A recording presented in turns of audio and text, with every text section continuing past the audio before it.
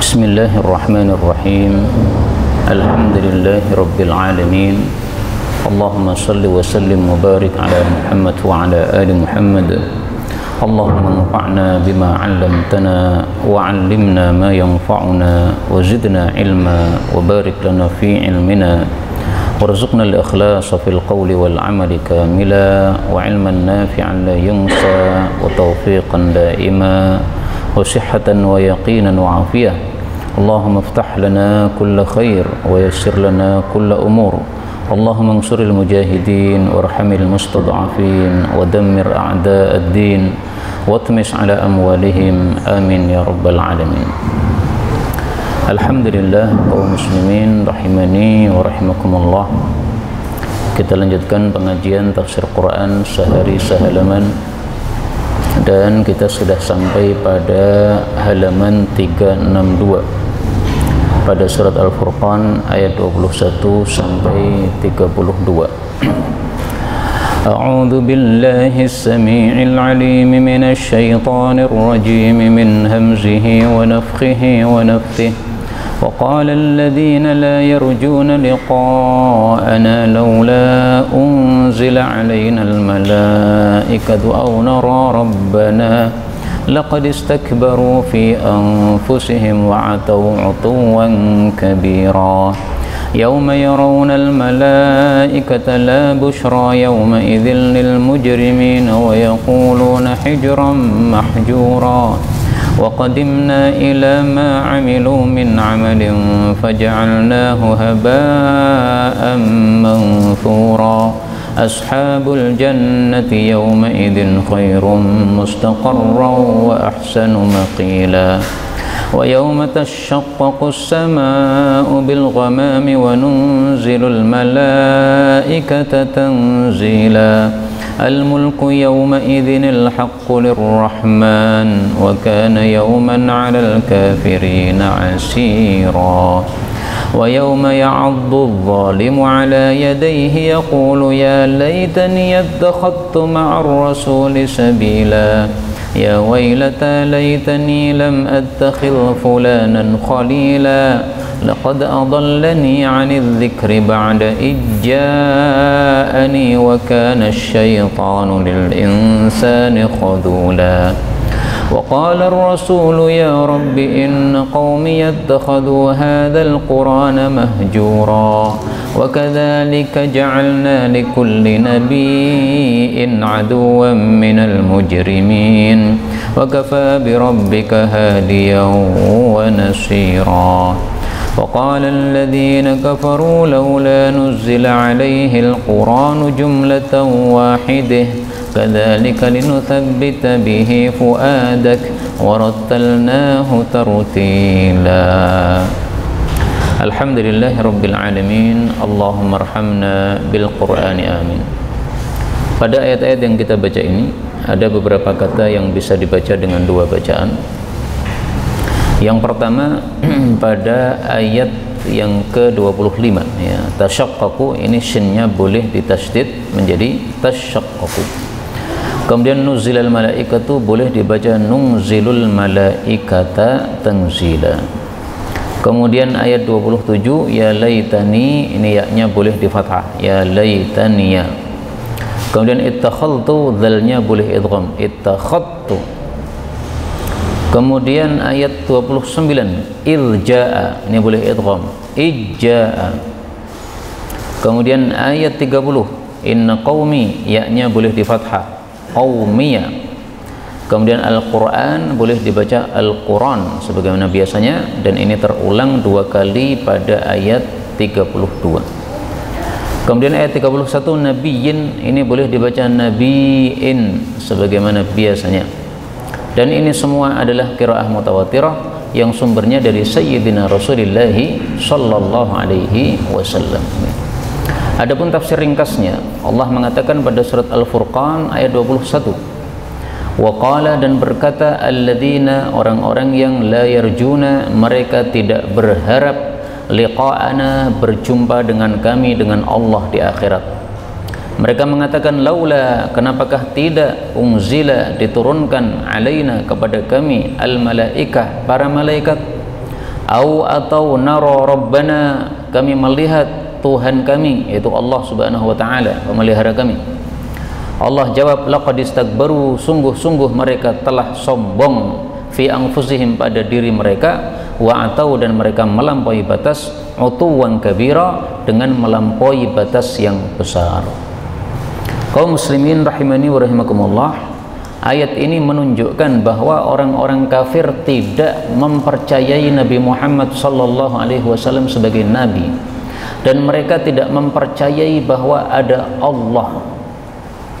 Maka mereka mengatakan, laula unzila alainal malaikah, kenapa tidak diturunkan malaikat? Maksudnya malaikat yang membenarkan Nabi Muhammad sallallahu alaihi wasallam. Kemudian mereka mengatakan nara rabbana, atau kita bisa melihat Allah yang didakwakan oleh Nabi Muhammad tadi. Loh, katanya orang-orang kafir itu mereka percaya ada Allah, tapi nyembah Tuhannya ada 7. Nah, ini kalau mau digabungkan berarti ada 2 kelompok orang-orang kafir.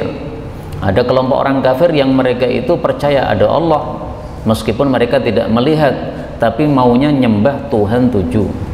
Ada orang kafir yang mereka itu tidak percaya ada Allah, maka mereka mengatakan nara rabbana, mana katanya ada Allah. Kalau ada Allah harus ditampakkan dong di depan kita, supaya kita bisa melihat dengan mata kepala kita.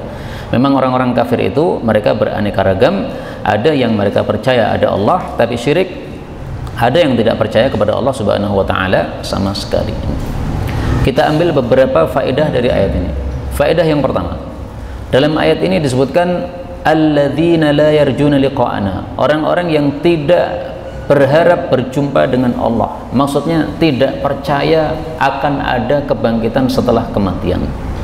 Kalau orang percaya ada kebangkitan setelah kematian, dia akan berharap berjumpa dengan Allah. Allah akan membalas amal-amal baiknya. Termasuk kita ini salat jamaah gini, kita mengharap nanti salat jamaah kita akan menyelamatkan kita besok di akhirat. Kita berharap berjumpa dengan Allah, akan diberi pahala oleh Allah Subhanahu wa taala. Tentang perjumpaan manusia kepada Allah besok di akhirat, ini disebutkan dalam hadis Nabi sallallahu alaihi wasallam. Diriwayatkan oleh Bukhari dan Muslim bahwasanya la yaqifanna ahadukum, sungguh betul-betul setiap kita akan berdiri baina yadayillah, di depan Allah. Laisa bainahu wa bainahu hijab, antara kita dengan Allah tidak ada penutup, enggak ada tirai. Wala tarjuman yutarjimulah, tidak ada penerjemah. Jadi langsung dialog sama Allah Subhanahu wa taala, karena Allah paham semua bahasa kita.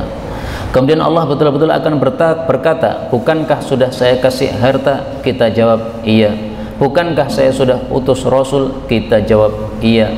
Lalu manusia melihat ke arah kanannya, yang terlihat neraka, melihat ke arah kirinya, yang terlihat neraka. Maka Rasulullah bersabda, hendaklah kita menjaga diri kita dari neraka, meskipun sedekah hanya dengan separuh butir kurma. Kalau separuh butir kurma juga nggak bisa, maka dengan kalimat yang baik. Maka kalimat yang baik itu adalah termasuk sedekah. Ini hadis riwayat Bukhari ya. Tadi saya katakan Bukhari Muslim, tapi yang saya baca ini yang riwayat Bukhari. Nah, ini yang riwayat Muslim, Bukhari Muslim ada juga. Lafalnya tapi sedikit berbeda. Kemudian faedah yang kedua, perkataan mereka laula unzila alail malaikah, kenapa tidak diturunkan malaikat? Maksudnya malaikat yang turun bersama Nabi Muhammad SAW, kemudian membenarkan ini betul-betul Nabi. Sebagaimana kita temukan ayat seperti itu jelas pada surat Al-Furqan ayat 7 yang sudah lewat. Laula unzila ilaihi malakun fayakuna ma'ahu nadhira.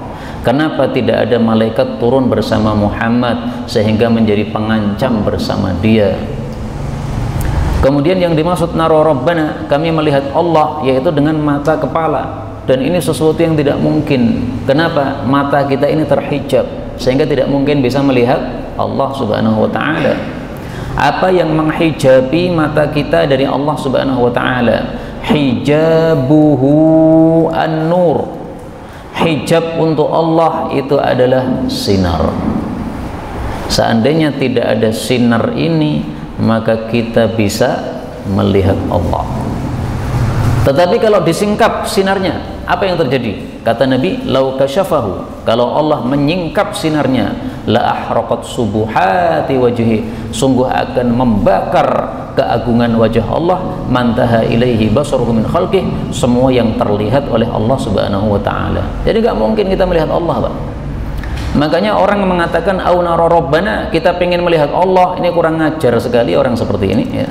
Karena menganggap Allah itu sepele, bisa dilihat sebagaimana apa barang-barang yang lain, benda-benda yang lain. Ini kurang ajar sekali menyamakan Allah dengan benda-benda. Allah tidak sama dengan yang lainnya. Maka kalau dibuka itu sinarnya Allah yang menutupi mata kita itu, maka pasti akan terbakar semua kita, nggak ada yang hidup. Nabi Musa saja minta, ya Allah, tampakkan kepada saya akan zatmu, arini angdur ilaik, tolong perhatikan kepada saya, perlihatkan kepada saya supaya saya bisa melihat. Ini Nabi Musa karena saking rindunya sama Allah, bukan karena kurang ajar. Maka begitu Allah munculkan sinarnya sedikit saja, qadrun mulah ya, hanya seujung jari saja, baru sinar seujung jari, belum apa-apa itu Pak, baru sinarnya saja seujung jari, langsung sudah pingsan Nabi Musa alaihissalatu wassalam. Nah, kalau semua sinarnya dikeluarkan, apa disingkapkan, udah pasti akan terbakar itu semua makhluk yang terlihat oleh Allah Subhanahu wa taala. Makanya di sini Allah mengatakan istakbaru, sungguh orang-orang yang ngomong begitu itu sombong mereka. Sombong definisinya apa? Batarul haq, menolak kebenaran, sombong. Padahal sebenarnya adanya Allah itu sudah terbukti dengan semua makhluk yang kita lihat. Sebagaimana dikatakan oleh para ulama, fi kulli syai'in ayatu tadullu ala annahu wahidu. Segala sesuatu yang kita lihat menunjukkan Allah itu ada dan Allah Maha Esa. Adanya langit bumi ini berarti menunjukkan Allah ada. Kalau mengatakan Allah tidak ada berarti sombong karena sudah menolak kebenaran. Kemudian ayat 22 Allah mengatakan yauma, pada hari, yaurauna, mereka melihat al malaikata, para malaikat, maka la busyra, tidak ada kabar gembira, yauma idzin, pada hari itu, lil mujrimin, bagi orang-orang yang pendosa, yaitu orang-orang kafir, wa yaquluna, dan mereka malaikat mengatakan hijron, terlarang, mahjura, dilarang. Jadi maksudnya besok di akhirat ketika mereka sudah melihat para malaikat, maka mereka mengalami dua hal. Yang pertama, la busyra, mereka tidak dapat kabar gembira, malah dapat ancaman-ancaman. Yang kedua, mereka mendengar suara malaikat mengatakan hijram mahjura, surga itu diharamkan bagi kalian, nggak mungkin kalian dapat surga. Kenapa? Karena tidak memenuhi syarat untuk masuk surga. Dari ayat ini kita ambil pemahaman sebaliknya, berarti orang-orang yang beriman besok itu ada busyra, ada kabar gembira. Karena di sini disebutkan yang tidak dapat kabar gembira adalah orang-orang yang mujrim. Mujrim itu maksudnya orang-orang kafir. Nah, maka kita lihat pada surat yang lain, ternyata Allah sebutkan itu kabar gembira bagi orang-orang beriman pada surat Al-Hadid ayat 12. Yauma taral mu'minina wal mu'minati yas'a nuruhum baina aydihim wa bi aymanihim busyrakumul yauma jannatun. Besok di akhirat kita akan melewati jembatan di atas neraka jahanam. Jembatannya sangat kecil, sempit, gelap gulita, kalau tidak punya sinar mana mungkin bisa lewat. Allah katakan orang-orang beriman berjalan, sinar mereka di kanan dan di kiri mereka, di depan dan di kanan mereka ya. Di depan sinar, di kanan juga ada sinar, sehingga nyaman, bisa lewat dengan cepat di atas neraka jahanam. Allah katakan busyrakumul yauma jannat, kabar gembira kalian hari ini adalah masuk surga yang sudah disiapkan oleh Allah Subhanahu wa taala. Kemudian kata-kata ini hijram mahjura, ini ucapan malaikat menurut tafsiran Al-Imam Al-Baghawi rahimahullahu taala. Jadi Imam Baghawi mengatakan bahwa yaqulun, ini malaikat yang berkata hijram mahjura, kamu terhalang dari masuk surga. Surga itu terhalang untuk kalian. Maka dari sini diambil kesimpulan, surga kuncinya itu adalah la ilaha illallah. Orang kafir nggak punya la ilaha illallah, nggak bisa masuk. Kita temukan makna ini dalam hadis Nabi sallallahu alaihi wasallam. Miftahul jannati, kunci masuk surga adalah as-salatu, salat. Ini hadisnya memang dhaif, tapi maknanya sahih. Karena orang salat berarti mengucapkan apa? La ilaha illallah dalam salatnya. Adapun yang sahih, Rasulullah sallallahu alaihi wasallam bersabda, "Ala ketahuilah, innal jannata, sesungguhnya jannah, la yadkhuluha illa nafsun muslimah, tidak akan memasukinya kecuali jiwa yang muslim." Ini hadis diriwayatkan oleh Bukhari dan Muslim. Maka mudah-mudahan semua kita masuk surga tanpa hisab, tanpa azab. Amin ya rabbal alamin. 23. Wa qadimna, dan kami Allah datang, maksudnya kami Allah menuju, ila ma'amilu, kepada apa ya saja yang mereka amalkan, min amalin, dari amalan apapun, faja'alnahu, lalu kami jadikan amal itu habaan, seperti debu, mangthura, yang bertebaran. Artinya amalnya orang kafir tidak ada nilainya di hadapan Allah. Amalnya orang beriman akan ada nilainya, ditimbang oleh Allah Subhanahu wa taala. Timbangannya jadi berat. Makanya Allah mengatakan fa amma man thaqulat mawazinuh. Orang yang timbangannya berat, ini apa yang ditimbang ini? Amalnya. Tapi amalnya orang kafir haba'an manthura. Ini bedanya muslim dengan kafir, ya. Muslim amalannya tetap ada sampai akhirat. Orang kafir amalannya hanya ada di dunia, sampai akhirat haba'an manthura, lebur sudah, tidak ada nilainya di hadapan Allah Subhanahu wa taala. Haba dalam bahasa Arab itu artinya adalah debu yang terlihat pada pagi hari ketika ada sinar masuk rumah kita, sinar matahari masuk rumah kita dari lubang angin-angin, ya. Kemudian dari sinar matahari itu kan seperti ada yang terbang-terbang gitu, Pak. Nah, itu yang dimaksud haba. Jadi sebenarnya bukan debu-debu yang kita lihat itu, karena itu kalau dipegang nggak bisa. Nah, jadi debu yang berterbangan pada di bawah sinar matahari yang masuk ke dalam rumah kita, itu namanya haba. Jadi sangat direndahkan oleh Allah Subhanahu wa taala amalnya, sehingga diserupakan dengan debu yang sangat kecil yang tidak bisa dipegang itu. Saya tampilkan di sini hadis tentang hal ini, yaitu orang-orang kafir amalnya tidak ada nilainya di hadapan Allah Subhanahu wa taala, bi hasanatihi. Wa ammal kafir, adapun orang kafir, fayuta'amu bi hasanatihi fid dunya, dia cuma dikasih makan oleh Allah di dunia gara-gara amal baiknya.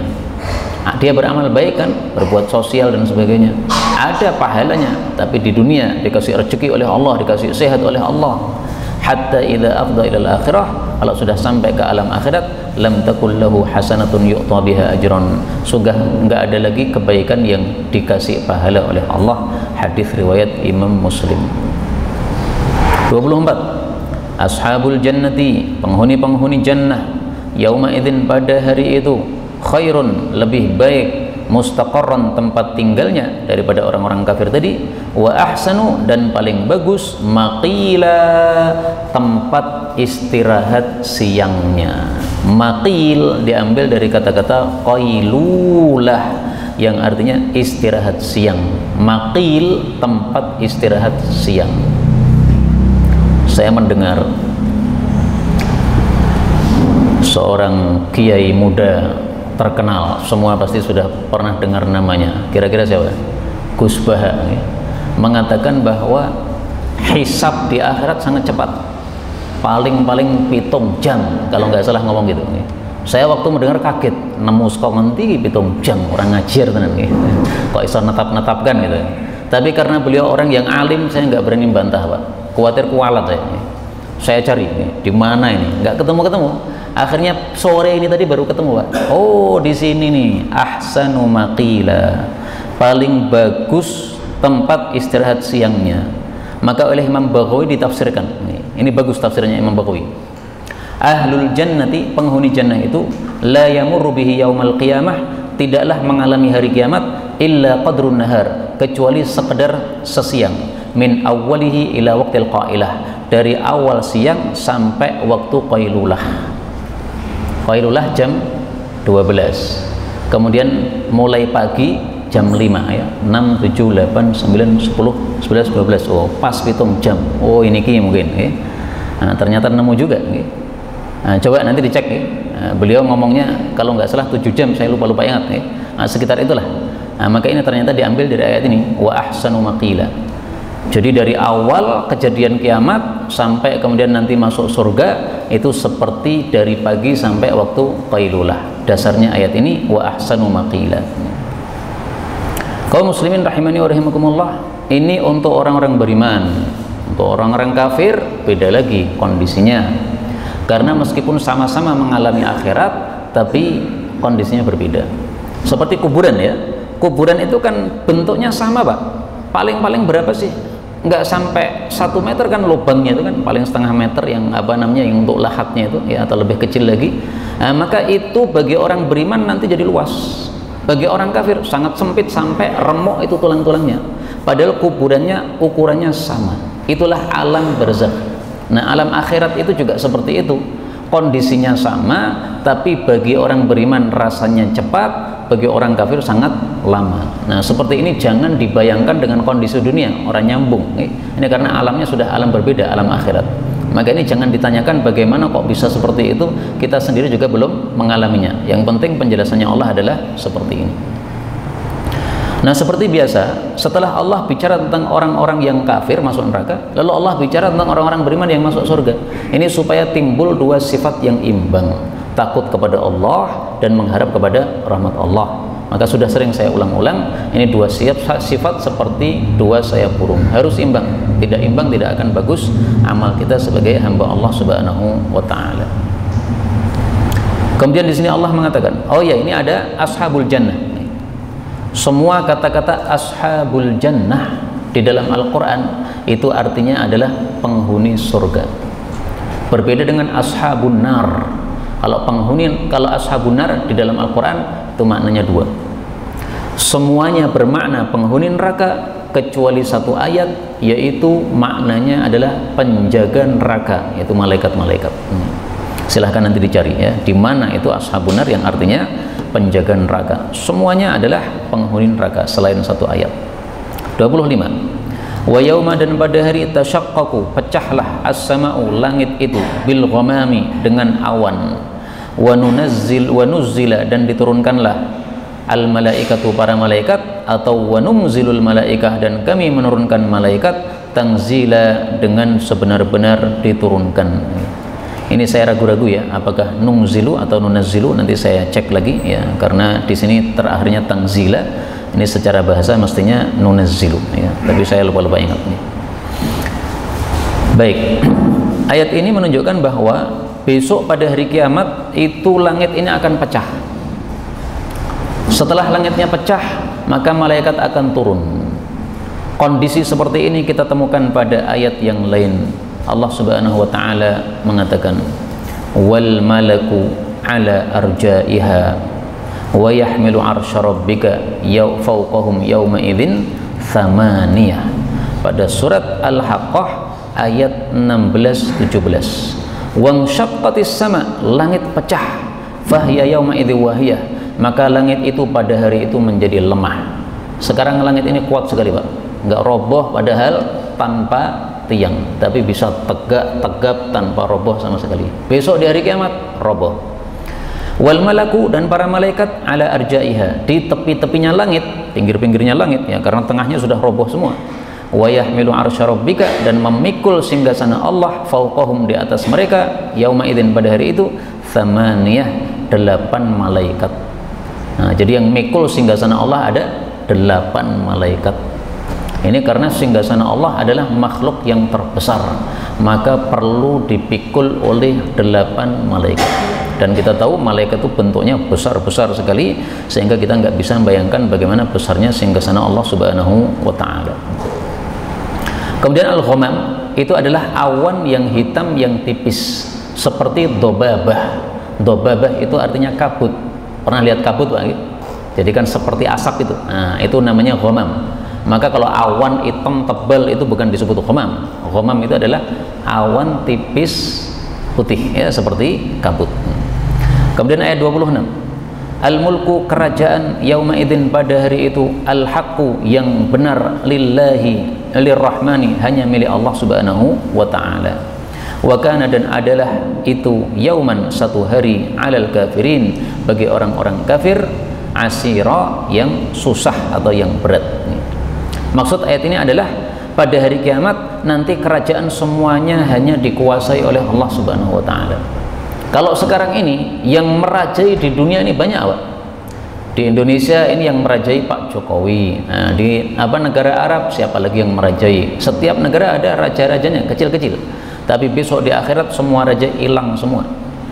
Maka tafsiran ayat ini adalah sebagaimana surat Al-Hajj ayat 56. Al-mulku yawma idzin lillahi yahkumu bainahum.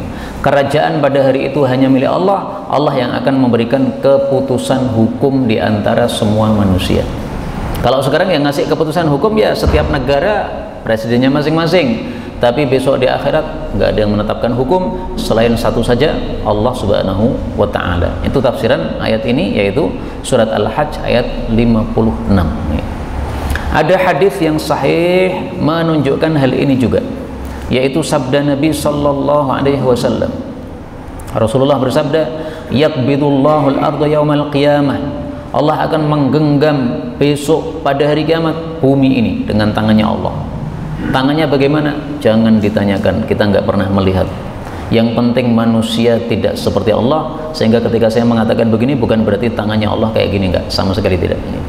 Wa yatwis samawat biyamini, dan Allah melipat semua langit dengan tangan kanannya. Tsumma yaqul, kemudian Allah mengatakan, anal malik, saya inilah raja. Aina mulukul ard, di mana raja-raja bumi? Sekarang di mana? Ada yang nongol tidak?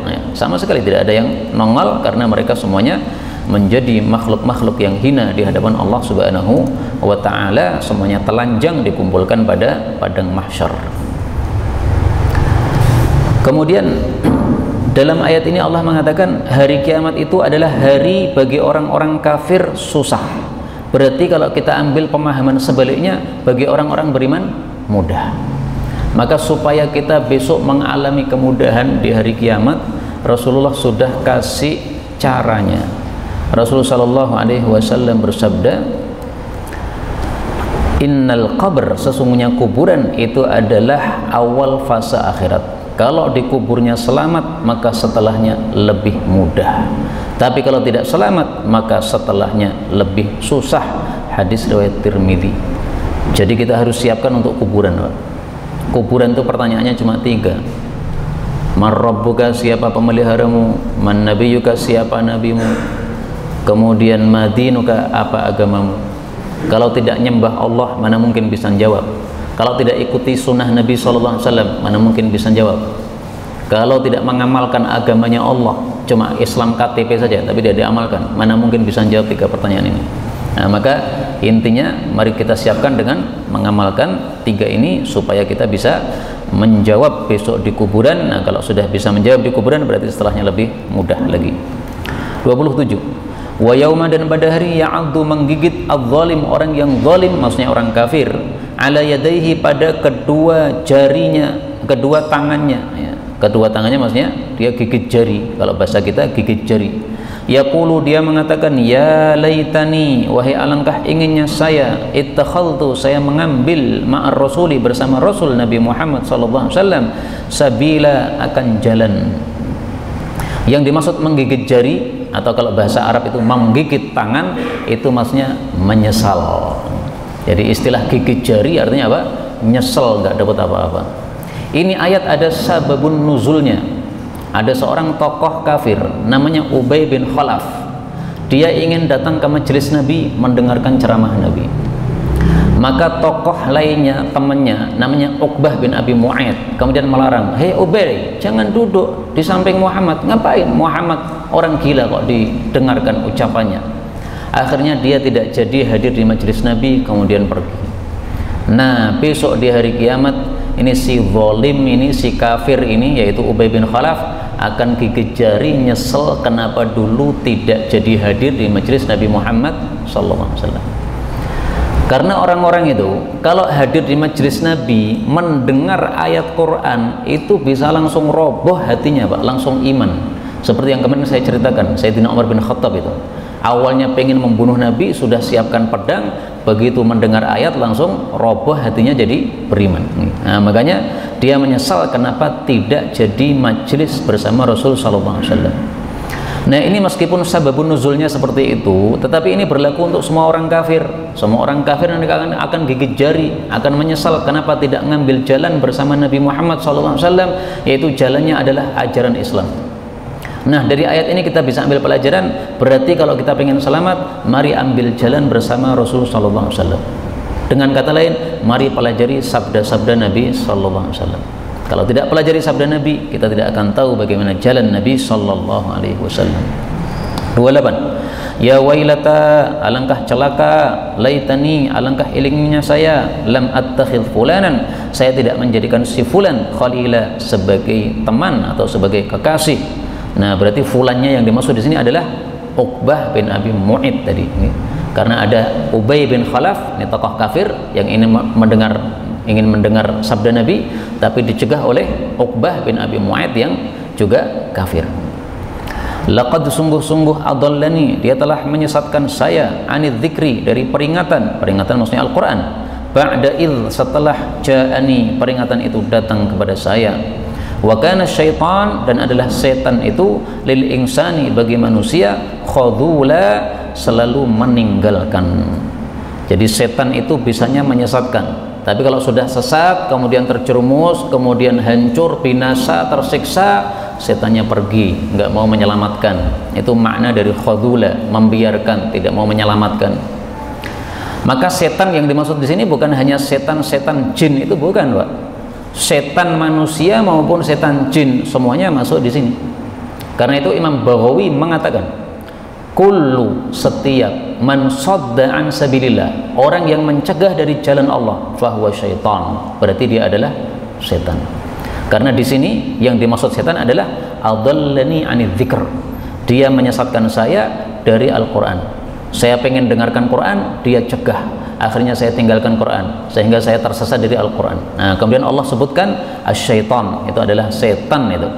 Temannya sudah tersesat, sudah terjerumus, kemudian dapat siksa, maka dia tinggalkan, nggak mau menyelamatkan orang yang sudah tersiksa tersebut. Dan makna ini kita temukan pada surat yang lain, yaitu pada surat Al-Anfal ayat 48. Allah mengatakan, falamma tara'atil fi'atan, ketika dua kelompok sudah berjumpa, yaitu muslim dengan kafir, perang, maka si setan yang ngobori perang tadi, tiba-tiba dia balik mundur ke belakang, dia mengatakan, saya berlepas diri dari engkau, saya melihat apa yang kalian tidak lihat, yaitu malaikat-malaikat Allah ikut perang, saya takut kepada Allah. Ini surat Al-Anfal ayat 48, Pak. Setan mengatakan, saya takut kepada Allah, maksudnya takut kepada siksa Allah. Adapun takut kepada Allah sehingga ibadah, ya tidak, ya. Setan nggak punya takut kepada Allah Subhanahu wa ta'ala. 30. Wa qala Rasul, dan berkata Rasul Nabi Muhammad sallallahu alaihi wasallam, ya Rabbi, wahai Rabbku, inna qaumi, sesungguhnya kaumku, orang-orang kafir Quraisy, ittakhadhu, mereka telah menjadikan hadzal Quran, Quran ini, mahjura, sesuatu yang ditinggalkan. Ditinggalkan maksudnya tidak diimani, tidak diamalkan. Berarti ayat ini bicara tentang orang-orang kafir. Lah, orang-orang beriman tidak termasuk yang meninggalkan Quran, karena dia mau menerima isinya Quran, dia mau mengamalkan isinya Quran. Tapi ingat kaidah yang sudah sering saya sampaikan, kaidahnya jangan dilupakan. Kullu ayatin waradat fil kufar, setiap ayat yang bicara tentang orang-orang kafir, tajurru bidzailiha ala usatil mu'minin, maka itu mengenai juga orang-orang muslim yang bertingkah seperti tingkahnya orang kafir. Makanya para ulama mengatakan mahjura, menghajir atau meninggalkan Quran, itu ada bermacam-macam. Ada yang meninggalkan membaca Quran meskipun dia muslim, ada yang meninggalkan menghafal Quran, nggak mau ngapalkan Quran, padahal bisa, padahal mampu. Ada yang meninggalkan al-amal bil Quran, mengamalkan Quran. Ada yang meninggalkan ta'allumul Quran, mempelajari Quran. Dia nggak bisa baca Quran, tetangga-tetangganya pada belajar membaca Quran, akhirnya pada bisa, tapi dia tetap nggak mau belajar, sampai mati nggak mau. Itu semuanya termasuk hajrul Quran, itu menjauhi Quran. Maka menjauhi Quran ini bermacam-macam. Yang paling jelek adalah orang-orang kafir, menjauhi Quran, tidak mau beriman. Nah, kita ini sudah mau beriman, tapi kadang kita termasuk menghajir atau menjauhi Quran. Kalau nggak pernah dibaca setiap hari, nah berarti menjauhi bacaan Quran. Karena itu tolong dijadikan aktivitas harian setiap hari membaca Quran. Kalau sudah lancar, tolong bisa baca setiap hari 1 juz. Karena bagi yang lancar 1 juz hanya butuh 30 menit. Kita dikasih oleh Allah waktu 24 jam. 24 jam itu banyak loh Pak. Cuma diambil 30 menit, masa nggak bisa? Nih. Tapi mantengi HP berjam-jam. Nah, ini berarti apa? Kita sudah termasuk yang mahjura, sudah yang menghajar, meninggalkan Al-Quran. Na'udzubillahi min syarri dzalik. 431. Wa kadzalika, dan seperti itulah ja'alna, kami jadikan likulli nabiyyin, untuk setiap nabi, aduwan, ada musuh, minal mujrimin, dari kalangan orang-orang pendosa, yaitu orang-orang kafir. Wa kafa bi rabbika, dan cukup pemeliharamu itu, hadian, sebagai pemberi hidayah, wa nasira, dan sebagai penolong. Jadi maksudnya kamu tidak usah takut wahai nabi, karena kamu punya musuh. Semua nabi yang dulu-dulu semuanya punya musuh. Ini sebagaimana perkataan Waraqah bin Naufal kepada Rasulullah ketika pertama dapat wahyu. Maka Waraqah mengatakan, saya pengen seandainya kamu nanti ketika sudah jadi Rasul, saya masih muda sehingga saya bisa membela dakwahmu, dan saya akan membantu, menolong kamu ketika kamu akan diusir dari Mekah. Maka Rasulullah kaget, loh mereka akan mengusir saya? Maka Waraqah mengatakan, iya, mereka akan mengusir engkau. Tidak ada seorang nabi pun membawa wahyu seperti yang kamu bawa, kecuali pasti akan dimusuhi. Nah, ini dalilnya. Wa kadzalika ja'alna likulli nabiyyin aduwwa. Sehingga pewaris para nabi juga harus sabar, Pak. Pewaris para nabi itu para ulama, menyampaikan dakwah Islam, dimusuhi, sabar. Nggak mau sabar ya berarti tidak berhak untuk menjadi pewaris nabi. Pewaris nabi, nabinya mewarisi dakwah juga mewarisi sabar. Nah, maka pewarisnya juga harus apa? Berdakwah dengan sabar juga. Kemudian ini kata-kata hadian ini diambil kesimpulan oleh sebagian ulama, berarti salah satu nama Allah itu adalah Al-Hadi, pemberi petunjuk. Tapi ini memang masalah khilafiyah. Ada yang mengatakan Al-Hadi termasuk nama Allah, ada yang mengatakan bukan termasuk nama Allah.